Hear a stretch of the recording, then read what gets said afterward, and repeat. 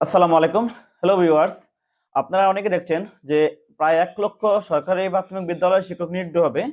প্রত্যেকটা নিউজ পেপারে, প্রত্যেকটা না কিছু অনলাইন পত্রিকা দেখবেন প্রায় সময় প্রতিদিন কিছুক্ষণ পর নিউজ দেবে। সামনের বছর ২০২৫ সালে আসছে ১ লক্ষ শিক্ষক নিয়োগের নতুন সার্কুলার সরকারি প্রাথমিক বিদ্যালয়ের জন্য। আসলে এটা সঠিক কিনা? অনেকেই কিন্তু দেখবো যে আমরা আলহামদুলিল্লাহ ভালো খবর, সুখবর, কিভাবে নিতে হবে, কি করতে হবে সবকিছু নিয়ে কমেন্ট করে। আসলে এটা কি সত্য কিনা মিথ্যা? সত্যিই কি আসছে সরকারি প্রাথমিক বিদ্যালয়ে ১ লক্ষ শিক্ষক নিয়োগের সার্কুলার? এটা অনেকে জানতে চান। তা আলোচনা করব আজকের এই ভিডিওতে। তো দেখুন এই নিউজটি আ আজকে থেকে না, আজকে যত ৪-৫ বছর ধরে দেখবেন। বিভিন্ন পত্রিকা যারা এরকম ভুয়া নিউজ দেয় যে প্রত্যেকটা সার্কুলার আগেই কিন্তু শুরু হয়। সামনে আসছে ১ লক্ষ সরকারি প্রাথমিক বিদ্যালয়ের শিক্ষকের নতুন সার্কুলার। আসলে এগুলার কোনো ভিত্তি নেই এবং এগুলা হচ্ছে একদম ভুয়া নিউজ। আর আমরা জানি বর্তমানে কিন্তু সরকারি প্রাথমিক বিদ্যালয় হয়, শিক্ষক নিয়োগ হয় বিভাগ ভিত্তিক। আগে ছিল আপনার জাতীয়ভাবে নিয়োগ হইতো। বর্তমানে কিন্তু গত বছর থেকে ভাগ করে ফেলছে। হুম?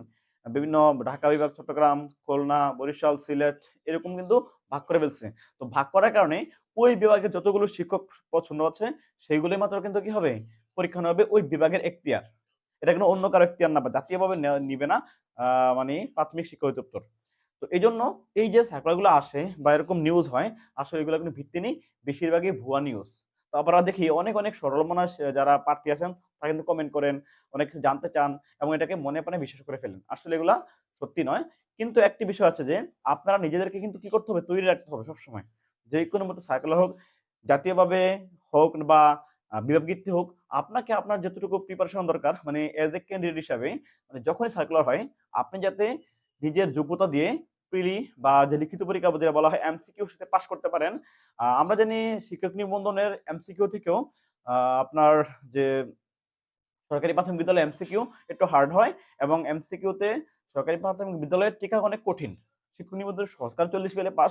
কিন্তু সরকারি প্রাথমিক বিদ্যালয়ে ৪০ এ না। এখানে ৬০-৭০ পেয়েও অনেকে টিকে না। কারণ এখানে পোস্ট স্বল্পতার কারণে এখানে টিকানো হয়। এখানে কাট মার্কস ধরে টিকানো হয়। মানে ৪০ পেলে পাস বিষয়টা তেমন নয়। তো এইজন্য নিজেকে বাংলা, ইংরেজি, গণিত, সাধারণ জ্ঞান প্রত্যেকটি বিষয়ে নিজেকে দক্ষ করে গড়ে তুলুন এখন থেকেই।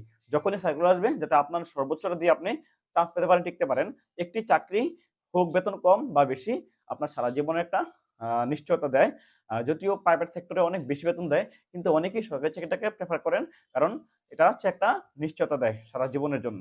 তো এইজন্য যারা ইচ্ছা সরকারি চাকরি করবেন বা সরকারি প্রাথমিক বিদ্যালয় বা অন্যান্য যেকোনো চাকরি করবেন না কেন, আপনাকে অবশ্যই আপনার নিজেকে যোগ্য করে গড়ে তুলতে হবে। যোগ্য করে গড়ে তোলার কোনো বিকল্প নেই। আশা করি বুঝতে পারছেন। এই সার্কুলার গুলো আসলে ভুয়া। যখন হবে সার্কুলার জাতীয়ভাবে বিভিন্ন পত্রিকা দেখতে পাবেন এবং আমাদের বিভিন্ন ভিডিওতেও দেখতে পাবেন। সবাই ভালো থাকবেন। ধন্যবাদ।